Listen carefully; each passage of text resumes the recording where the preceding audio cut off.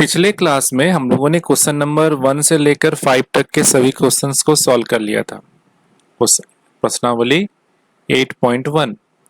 आज हम लोग बाकी जो बचे हुए सवाल हैं उनको सॉल्व करेंगे। कुछ लोगों ने इसे अपने से भी सॉल्व कर लिया होगा। जिन्होंने अपने से सॉल्व कर लिया वो अपने कॉपी निकाल कर इसे चेक कर सकते हैं। तो पहला हम लोग का सवाल है क्वेश्चन नंबर 6। ये हमारा क्वेश्चन नंबर 6 है। ये हमारा क्वेश्चन नंबर 6 है। ठीक है, ये कह रहा है कि एंगल ए या कोण ए और कोण बी जो है न्यून कोण।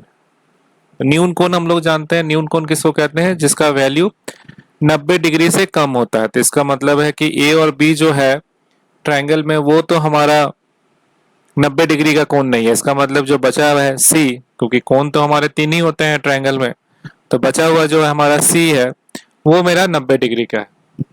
तो जहां पे ये भी लिखा हुआ है कि cos A का वैल्यू जो है cos B के बराबर है, तो दिखाएं कि एंगल A जो है एंगल B के बराबर है। प्रूफ करना है यहाँ पे। तो हम लोग यहाँ पे बनाते हैं 6 नंबर। क्या दिखा हुआ है? A और एंगल B जो है वो क्या है? न्यून कोण है। तो न्यून कोण है, इसका मतलब है ये 90 डिग्री से छोटा है। ठीक है, 90 डिग्री से छोटा है, उसी को हम न्यून कोण कहते हैं। तो एंगल सी मेरा जो होगा ऑब्वियसली ये 90 डिग्री का होगा। तो अब ट्रायंगल जो हम लोग बनाएंगे यहाँ पे समकोण त्रिभुज, वो होगा इस तरह से कुछ, जिसमें से सी यहाँ लिखेंगे हम लोग, फिर यहाँ ए लिखेंगे, यहाँ बी लिखेंगे, ए बी सी हो गया। तो इसके सामने वाला, अब यहाँ पे और एक चीज दिया हुआ है कि cos A का वैल्यू cos B के बराबर है। गिवन या दिया हुआ है, दिया हुआ है, ये पहले से दिया हुआ है cos A का वैल्यू cos B के बराबर है। तो हमको ये फाइंड का सब वैल्यू निकालना होगा। तो C के सामने वाले को हम लोग क्या कहते हैं? हमको प्रूफ क्या करना है? एंगल A जो है या कोण A जो है कोण B के बराबर है, ये हमको सिद्ध करना है, प्रूफ करना है। तो C के सामने वाला यहाँ पे हमारा कर्ण हो जाएगा, जिसको हम लोग H से डिनोट करते हैं। ठीक है, अब एंगल A के लिए हम लोग निकालने जाए, एंगल A के लिए अगर लेने जाए तो H तो हमारा इसके लिए कांस्टेंट रहेगा। किसी भी समकोण त्रिभुज में जो कर्ण होता है या हाइपोटेन्यूस होता है वो तो कांस्टेंट होता है। तो इसके लिए ये हो जाएगा P और इसके लिए ये हो जाएगा B। तो cos A हमारा हो जाएगा, cos A हमारा क्या हो जाएगा? B, cos होता है हमारा B बाई H, तो B के जगह पे हम लोग लिखेंगे AC और H के जगह पे लिखेंगे AB। ये हमारा हो गया पहला इक्वेशन। उस तरह से अगर हम लोग B के बारे में बात करें इस एंगल के लिए, तो इसके लिए सामने वाला हो जाएगा P परपेंडिकुलर और ये हो जाएगा B। तो अब हम लोग लिखेंगे cos B is equal to हो जाएगा B बाई H। ये तो सेम रहता है, लेकिन B का वैल्यू इस केस में क्या है? BC और ये तो AB रहेगा। ठीक है, ये हमारा है यहाँ पे। अब दिया हुआ है हमारा क्या? सिंस क्या दिया हुआ है? cos A बराबर cos B है। ये त्रिभुज के चैप्टर में इसको और डिटेल्स में हम लोग ये सब प्रॉब्लम सॉल्व करेंगे। तो cos A का वैल्यू क्या है? AC बटा AB और ये क्या है? BC बटा AB। तो दोनों तरफ से AB सेम है, तो AB दोनों तरफ से कट जाएगा। तो क्या बचेगा मेरे पास? मेरे पास बचेगा AC बराबर BC। अब फिर ट्रायंगल में आते हैं। ये त्रिभुज या ट्रायंगल की एक प्रक्रिया है और उसके नियम है कुछ, कि ये हमारा A है, ये B है और ये C है। अब हम लोगों ने यहां से सिद्ध करके दिखाया कि cos A और cos B का वैल्यू था, तो हमने दिखाया कि AC का वैल्यू जो है वो BC के बराबर है, ये 90 डिग्री का है। तो हम लोग जानते हैं त्रिभुज के कि अगर त्रिभुज की दो भुजाएं बराबर हो तो उसके सामने के कोण जो होते हैं वो बराबर होते हैं। ये त्रिभुज के चैप्टर में ये एक प्रमेय है कि त्रिभुज के अगर दो भुजाएं बराबर हो त्रिभुज, किसी भी त्रिभुज में, तो उसके सामने की ऑपोजिट साइड्स के दोनों एंगल जो है कोण है बराबर होंगे। देयरफॉर हम लोग लिखेंगे एंगल ए बराबर एंगल बी। क्या लिखेंगे यहाँ पे? अंग्रेजी में लिखेंगे opposite angles of same sides, या फिर हिंदी में लिखेंगे इसको, अंग्रेजी में भी हम लोग लिख रहे हैं, हिंदी में भी लिखेंगे opposite sides of, sorry opposite angles of, तो एंगल है ना, opposite angles of same sides of triangle. और हिंदी में क्या लिखेंगे? ऑपोजिट्स का मतलब कि पारस्परिक, जो हम लोग उल्टा लिख रहे हैं, ठीक ना, तो इसका अपने शब्दों में जो भी लिखना चाहो।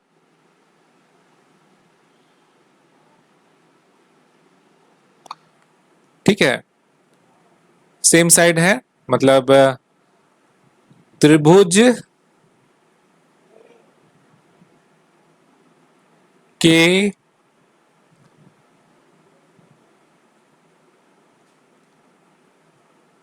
बराबर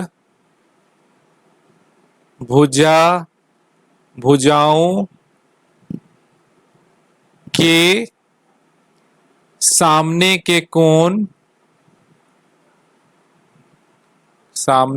कोण बराबर होते हैं, तो ये हमारा प्रूव हो गया कि एंगल ए बराबर एंगल बी। यही हमको यहाँ पे सिद्ध करना था। ठीक है, यही हमको यहाँ पे सिद्ध करना था।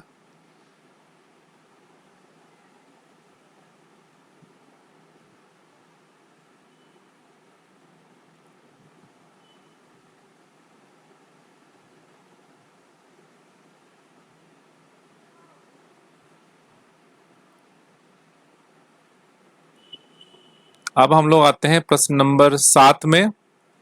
प्रश्न नंबर 7 कह रहा है कि कॉट थीटा का वैल्यू दिया हुआ है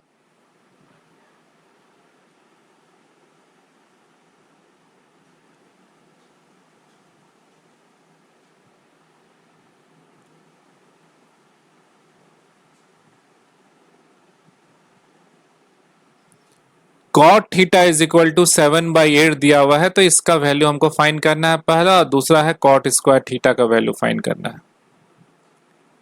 तो 7 नंबर हमारा है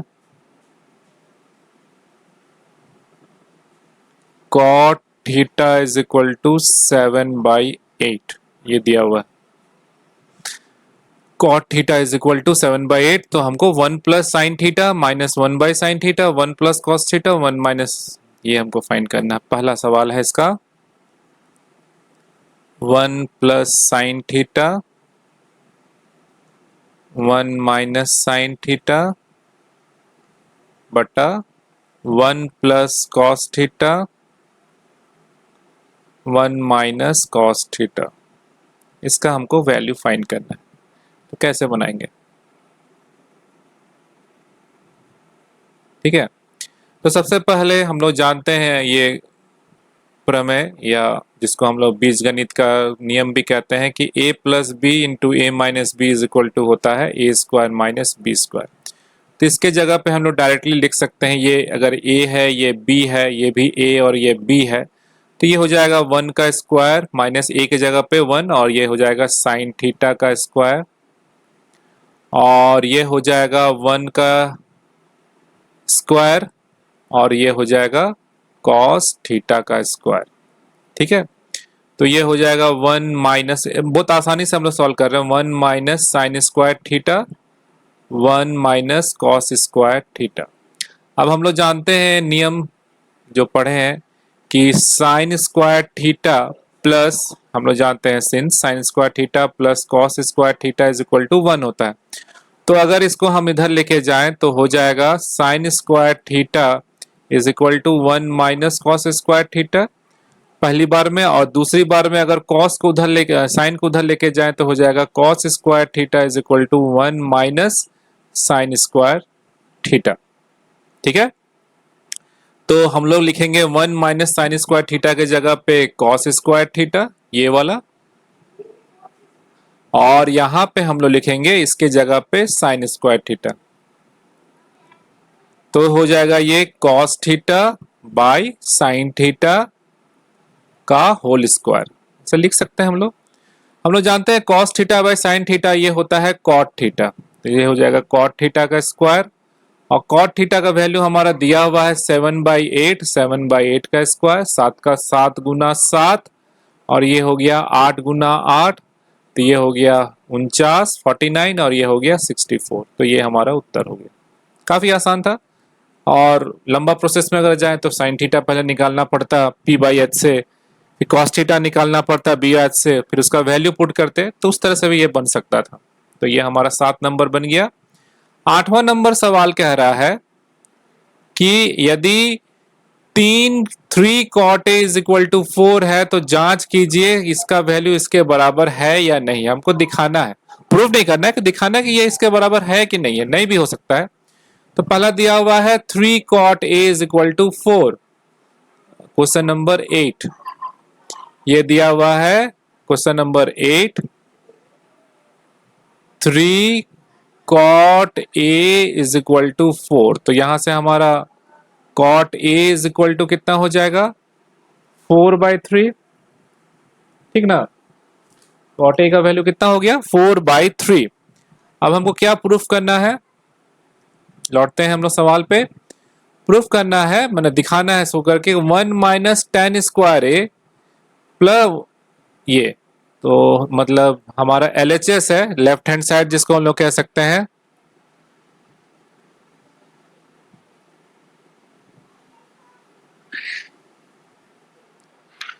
लेफ्ट हैंड साइड में हम लोग कह सकते हैं यह है 1 माइनस टेन स्क्वायर ए बटा 1 प्लस टेन स्क्वायर ए, और राइट हैंड साइड में हमको है, ये बराबर हो भी सकता है नहीं भी हो सकता है, इसलिए कोई जरूरी नहीं है, हमको सिर्फ दिखाना है कि इसके बराबर है कि नहीं।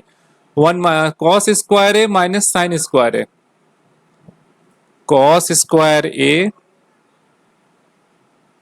माइनस साइन स्क्वायर ए, ठीक है।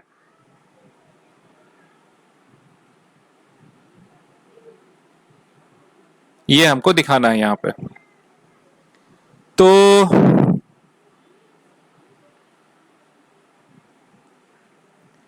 सबसे पहले इसको हम लोग निकालेंगे वैल्यू। तो हमारा cot a is equal to 4/3 है, तो ऑब्वियसली हम लोग जानते हैं कि tan a होता है 1/cot a, उसका उल्टा को हम लोग कहते हैं, ये हम लोग सब फॉर्मूला में पहले क्लास में देख चुके हैं। सो 1/4/3, तो हो गया ये 3/4। यहाँ से वैल्यू पुट कर देंगे, माइनस 3/4 का होल स्क्वायर, 1 प्लस 3/4 का होल स्क्वायर, तो ये हो जाएगा 1 माइनस 9/16, और ये हो जाएगा 1 प्लस 9/16। तो इसके लिए कुछ जगह रख देते हैं यहाँ पे, तो यहाँ से हमारा हो जाएगा 16 माइनस 9, 16 माइनस 9 भागा 16, ये हो जाएगा 16 प्लस 9 भागा 16। तो 16 से 16 कट गया, 16 माइनस 9 हो जाएगा 7, और 16 प्लस 9 हो जाएगा 25, 7/25, ठीक है। अब इसमें हमको फाइंड करना है, तो कॉस का वैल्यू और साइन का वैल्यू दोनों निकालना पड़ेगा। तो हम लोग जानते हैं कि यहाँ पे दिया हुआ है हमारा tan a, ये होता है p/b, ये हो गया 3/4 दिया हुआ है। तो साइन ए क्या होता है? साइन ए होता है P/H। कॉस ए क्या होता है?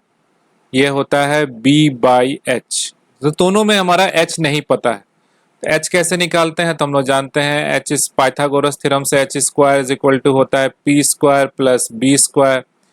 P का वैल्यू है हमारा 3, 3 का स्क्वायर।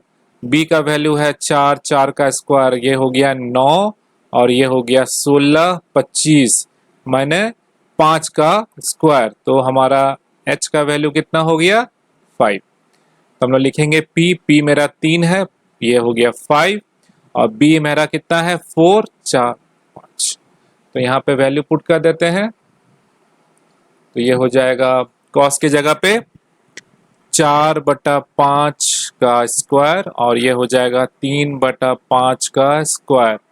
तो ये हो जाएगा 16/25, और ये हो जाएगा 9/25। तो 25 हमारा यहाँ पे 16 माइनस 9, 16 माइनस 9 7 होता है 25। तो हम लोग देख रहे हैं कि यहाँ पे जो वैल्यू आया है ये, और यहाँ पे जो वैल्यू आया है 7/25, दोनों के लिए हमारा सेम है। तो इसलिए हम लोग यहाँ पे लिख सकते हैं कि LHS का वैल्यू जो है वो किसके बराबर है? RHS मतलब 1 माइनस tan स्क्वायर A भागा 1 प्लस tan स्क्वायर A। इसका वैल्यू किसके बराबर है? cos square A minus sine square A के बराबर है। ये हमारा हो गया प्रश्न संख्या 8। अब आते हैं हम लोग प्रश्न संख्या 9 पे। प्रश्न संख्या 9 पे एक त्रिभुज है ABC जिसका B जो कोण है वो समकोण है, और दिया हुआ है tan A का वैल्यू जो है वो है 1/√3। निम्नांकित के मान ज्ञात करें। Sign A cos C, cos A sign C, cos A sign C minus sign A sign सी। ठीक है, तो पहले क्वेश्चन नंबर 9 पे आते हैं, डायग्राम बना लेते हैं। डायग्राम बनाना बहुत जरूरी है, इससे आपका बहुत ही क्लियर हो जाता है। तो ये एक समकोण त्रिभुज है जिसमें से C जो है वो 90 डिग्री कह रहा है, वो है ये A है, ये B है, और दिया हुआ है हम आपका कि tan A is equal to 1/√3 दिया हुआ है। tan A is equal to 1/√3। तो हमको फाइंड करना है, पहला केस में दो वैल्यू फाइंड करने हैं हमारे। पहला है sign A cos C, cos A sign C. Sign A cos C minus cos A sign सी, ये पहला वैल्यू हमको फाइंड करना है यहाँ पे। हाँ, sign A cos C plus cos A sign सी, और फिर ये cos A cos C minus sign A sign सी, ये माइनस में है, मतलब ये दूसरा वाला है cos A cos C minus sign A sign सी, ये फाइंड करना है, ये दो वैल्यू फाइंड करना है हमको। तो tan ए दिया हुआ है तो ऑब्वियसली tan ए का वैल्यू होता है हमारा P/B। H नहीं दिया हुआ है तो फिर हम लोग H फाइंड करेंगे, तो H² इज इक्वल टू होता है P² प्लस B²। ठीक है, तो P का वैल्यू है 1, B का वैल्यू है √3 का स्क्वायर, सो 1 √3 का स्क्वायर 3 होता है, 3 प्लस 1 4। ये किसका स्क्वायर है? 2 के स्क्वायर के बराबर है, तो H² हो गया 2 के स्क्वायर। दोनों तरफ से स्क्वायर स्क्वायर कट गया, तो H का वैल्यू कितना हो गया? 2। तो पहले निकाल लेते हैं, साइन A का वैल्यू हो जाएगा, अच्छा यहाँ पे C भी फाइंड करना है ना, ये भी चीज़ ध्यान रखना है। ठीक है, क्योंकि वो भी हमारा नहीं दिया हुआ है। एंगल A के लिए तो हमारा फाइन हो गया, इसके लिए ये तो हमेशा H फिक्स रहेगा। एंगल A के लिए ये हमारा P होगा और ये B होगा, ये याद रखना है। लेकिन यहाँ पे ये चीज़ ध्यान देना है, ये थोड़ा सा कंफ्यूज करने के लिए दिया हुआ है, इसलिए थोड़ा सा इसमें कंफ्यूज नहीं होना है, ठीक है। ट्रायंगल्स के प्रॉपर्टीज हैं, इसलिए परेशान नहीं होनी है। बी हमारा, अच्छा एक हम गलती कर दे रहे हैं, हमारा बी यहाँ पे समकोण है ना, याद रखना है बी समकोण है। ये हमारा प्रश्न गलत हो रहा था, यहाँ पे बी समकोण है। ये जो है हम लोग एक बार चेंज कर लेते हैं।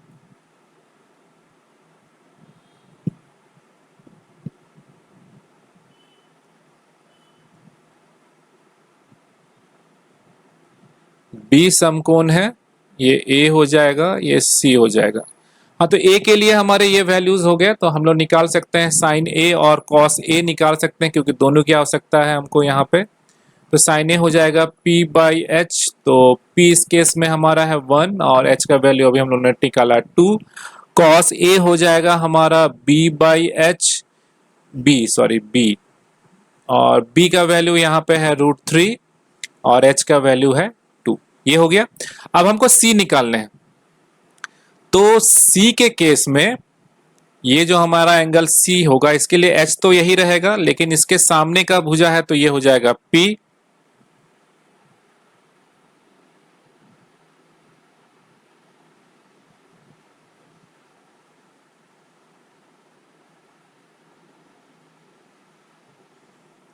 और ये हो जाएगा b।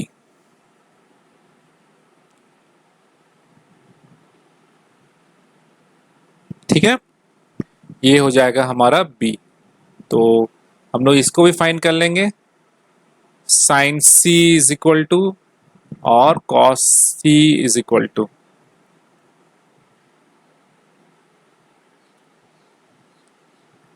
तो साइन c हमारा हो जाएगा, ये तो हमेशा p बाई एच ही होता है, लेकिन इस केस में हमारा p क्या है, p है हमारा ए बी, और हमने जो वैल्यू फाइंड किए हैं वो भी तो हमारे सेम ही रहेंगे, इसको भी देख लेना है। हमारा a के लिए 1/√3 है, तो a के लिए अगर 1/√3 है तो ये p बाई बी है, तो a के लिए हमारा ये हो गया BC, और b हमारा a के लिए क्या है, b है हमारे a के लिए AB।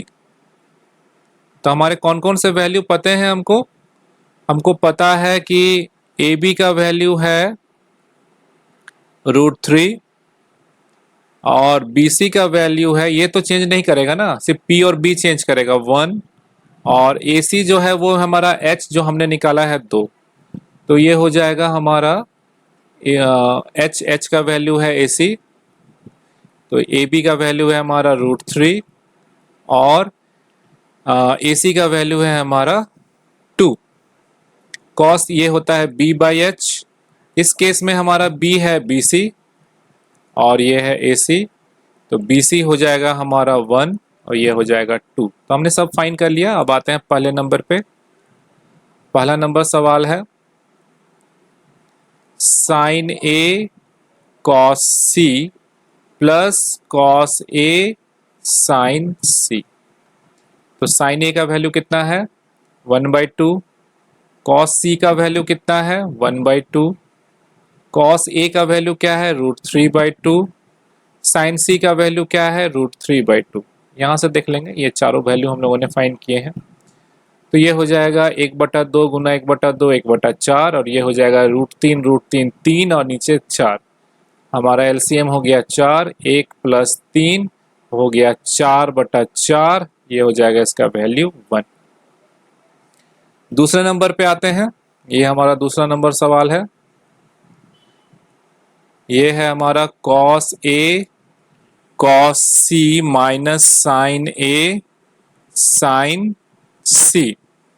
तो cos A का वैल्यू कितना है, ये है √3/2, cos C का वैल्यू कितना है 1/2, साइन A का वैल्यू कितना है 1/2, साइन C का वैल्यू कितना है √3/2। तो अगर हम लोग देखें तो ये हो जाता है √3/4 और ये भी हो जाता है √3/4, दोनों सेम है, इसलिए इसका वैल्यू हो जाएगा 0। तो ये हो गया हमारा क्वेश्चन नंबर 9। अब आते हैं क्वेश्चन नंबर 10 में। एक है ट्रायंगल PQR जिसका Q कोण जो है वो समकोण है। क्या है, क्यू कोण जो है वो समकोण है। और दिया हुआ है P Q plus Q R 25 centimetre और Q R 5 centimetre. Sine P, cos P और टेन पी का मान ज्ञात करें। ठीक है, साइन पी, कॉस पी और टेन पी का मान ज्ञात करें। तो पहले ट्रायंगल बना लेते हैं। पी क्यू आर है, क्वेश्चन नंबर 10। समकोण त्रिभुज है। Q जो है हमारा समकोण है, ये है P, ये है पी क्यू आर, ये हमारा 90 डिग्री। ऑब्वियसली इसके सामने वाला ये H होगा। अब आते हैं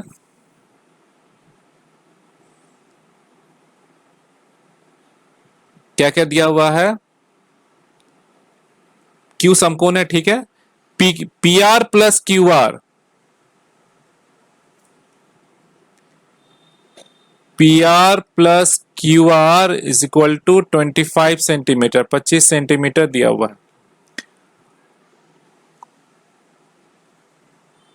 और क्यू आर जो है, पी क्यू जो है 5 सेंटीमीटर है, पी क्यू जो है वो 5 सेंटीमीटर है। तो साइन पी, कॉस पी और टेन पी, यही वैल्यू फाइंड करना है हमको। ठीक है, आई थिंक यही है। हाँ, साइन पी, कॉस पी और टेन पी का वैल्यू फाइंड करना है। तो बनाते हैं। तो सबसे पहले क्या क्या दिया हुआ है, P Q is equal to 5 centimetre. P Q ये जो वैल्यू है यहां से यहां तक, ये है 5 सेंटीमीटर का। अब कह रहा है कि पी आर और ये और इसका जोड़ जो है 25 सेंटीमीटर। ठीक है, ये दिया हुआ है इसमें। तो हमको वैल्यू फाइंड करना है। तो हम लोग किसी को एक मान लेते हैं x, इसको मान लेते हैं x। तो हमारा P R plus Q R is equal to 25 है। तो हमने किसको माना है, क्यू आर को मान लिया है x। सो हो जाएगा P R plus x is equal to, हमको वैल्यू सबके फाइंड करने होंगे 25। तो यहाँ से पी आर का वैल्यू क्या हो गया, 25 माइनस एक्स। अब x भी फाइंड करना, और हमने क्या फाइंड किया है, मान लिया है कि क्यू आर जो है वो क्या है, x सेंटीमीटर का, और ये भी x सेंटीमीटर निकल गया। अब इस तीनों के बीच में कुछ रिलेशंस होते हैं।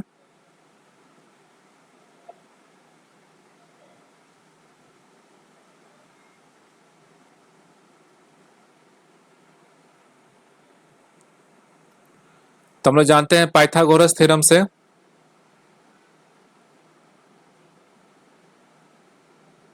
हिंदी में भी लिख सकते हैं, पाइथागोरस प्रमेय से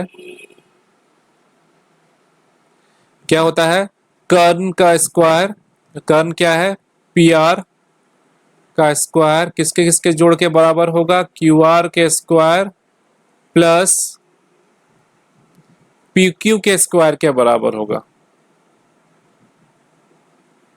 पी आर हमारा क्या है, 25 माइनस एक्स। ये हमारा एक अलजेब्रा का हो जाएगा, द्विघातीय समीकरण हो जाएगा। क्यू आर का वैल्यू क्या है, वो है एक्स, एक्स का स्क्वायर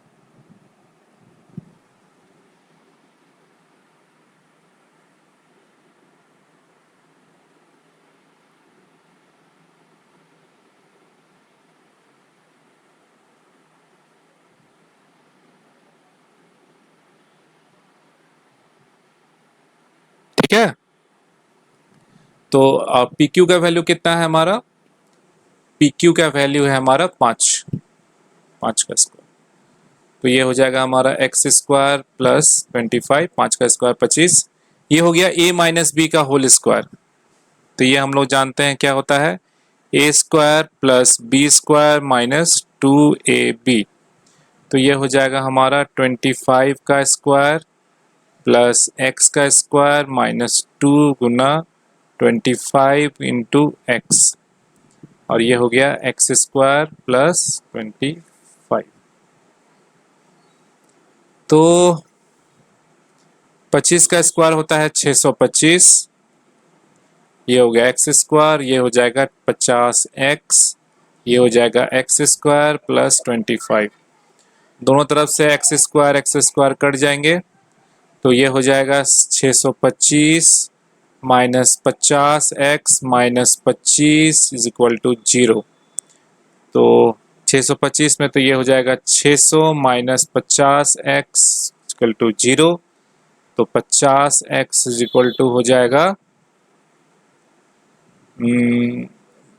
माइनस 50, या 50 को उधर लेके जाते हैं तो 600 में रहेंगे। ठीक है, तो ये हो जाएगा x, दोनों तरफ से एक एक जीरो कट गया। ठीक है, तो कितना हो जाएगा 12। तो हमारे वैल्यूज क्या क्या निकालने थे, हमारा क्या क्या वैल्यू था, पी आर सबसे पहले है, क्यू आर है हमारा x, तो ये हो जाएगा 12 सेंटीमीटर। फिर है पी क्यू था हमारा 5 सेंटीमीटर, ये तो दिया ही हुआ था। और एक था पी आर, ये हो जाएगा हमारा 25 माइनस एक्स यानी 25 minus 12 is equal to 13 centimetre. ठीक है, तो ये हमारे दो वैल्यूज हम लोगों ने निकाल लिया। क्या क्या निकाला, ये निकाला हमने 12 सेंटीमीटर और ये निकाला हम लोगों ने 13 सेंटीमीटर। तो साइन पी कॉस पी आराम से निकाल लेंगे। साइन पी हो जाएगा हमारा इस पी एंगल के लिए, अब तो ये पी एंगल है, एच तो हमारा सेम रहेगा, इसके लिए ये हो जाएगा पी और ये हो जाएगा बी। तो साइन पी होता है पी बटा एच। पी का वैल्यू कितना है 12, एच का वैल्यू हम लोगों ने अभी क्या निकाला 13। फिर कॉस पी होता है बी बाई एच, बी का वैल्यू है 5 और इसका वैल्यू है 13। और टेन पी होता है पी बाई बी, पी का वैल्यू है हमारा 12 और बी का वैल्यू है 5। तो ये सब हमारे आंसर हो गया। क्वेश्चन नंबर 10 भी हमारा पूर्ण हो गया। इसके बाद हमारा लास्ट क्वेश्चन है क्वेश्चन नंबर 11। बताएं निम्नलिखित में कौन सा कथन सत्य है असत्य, कारण सहित अपने उत्तर की पुष्टि कीजिए। tan a का मान सदैव 1 से कम होता है। तो ये सब जब हम लोग एंगल फाइंड करेंगे वैल्यू में अगले चैप्टर में, तो उसके बारे में इसको बारे में डिस्कस करेंगे। ठीक है, इसमें कुछ वैल्यू हम लोग को फाइंड करने होंगे, उसके बाद ही करेंगे। अपने से भी निकाल सकते हैं कॉट ए वैल्यू। इसके बाद जो हमारा जो चैप्टर है वो माने एक्सरसाइज जो है उसमें हम लोग सभी कोनों का वैल्यू फाइंड करेंगे। 0 पे कितना होता है, 30 डिग्री पे कितना होता है, 45 डिग्री पे कितना होता है, 60 डिग्री पे कितना होता है, 90 डिग्री पे कितना होता है, ये सब सारे वैल्यूज तब उसमें इस सब बारे में डिस्कस करेंगे। तो अभी तक जो क्वेश्चन नंबर 6 से लेकर हम लोगों ने आज डिस्कस किया नंबर 10 तक, सभी को एक बार सब रिवाइज कर लें। और कहीं पर भी कोई डाउट हो तो कमेंट सेक्शन में डाल देना है, तब अगले क्लास में हम इसको ये और भी डिटेल्स में देखेंगे। तो अगले क्लास में हम लोग ये लास्ट क्वेश्चन एंगल के वैल्यू फाइंड करते हुए उसके आगे के बारे में देखेंगे।